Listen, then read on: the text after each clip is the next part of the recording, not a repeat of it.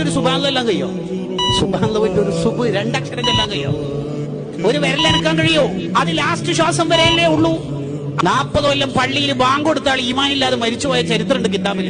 ഇത് കേൾക്കുമ്പോ നമുക്കൊരു ബേജാറ് വേണ്ടേ? നമുക്ക് ഈമാനോടെ മരിക്കണ്ടേ? യമൂത്തുൽ മർഉ അലാ മാ ആശ അലൈഹി, അവനവൻ എങ്ങനെ ജീവിച്ചോ അതിനനുസരിച്ചിട്ടാ മരണപ്പെടുക. അദ്ദുന്യാ സഅ, ദുനിയാവ് എന്ന് പറഞ്ഞാൽ കുറച്ച് സമയങ്ങളാണ്. ഫജ്അൽഹാ ത്വഅ, ആ സമയത്തിനൊക്കെ മോനെ നീ ഇബാദത്താക്കി മാറ്റണം.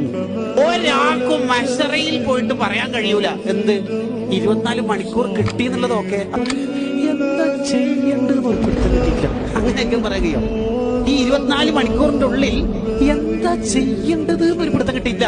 അങ്ങനെ ആർക്കെങ്കിലും പറയുകയോ മഹ്ശറയിൽ? എന്തെല്ലാം ഓപ്ഷൻ ഉണ്ട്. സ്വലാത്തുണ്ട്, ദിക്റുണ്ട്, ഖുർആനോത്തുണ്ട്. ഒരു സുബ്ഹാനല്ലാഹ്ന്റെ സമയം പോലും നമ്മൾ ആഖിറത്തിൽ ചെലവഴിക്കാത്തവരായി മാറരുതെന്ന് കിതാബുകളിൽ കാണും. ജീവിതത്തിൽ എന്താണോ കൂടുതൽ ചെയ്യുന്നത് എന്ന് ആരോടും ചോദിക്കേണ്ട. നമ്മളോട് തന്നെ സെൽഫി എടുത്ത് ഹൃദയത്തിലേക്ക് ഒരു ക്ലിക്ക് ചെയ്തിട്ട് ചോദിക്കുക, ഞാൻ എന്താ ജീവിതത്തിൽ കൂടുതൽ ചെയ്യുക? എന്റെ മക്കൾ കൂടുതൽ സമയം കാണുന്നത് ഖുർആൻ ഒന്നാണോ ഫോൺ ഉപയോഗിക്കുന്നതായിട്ടാണോ? നമ്മളോട് ചോദിക്കുക.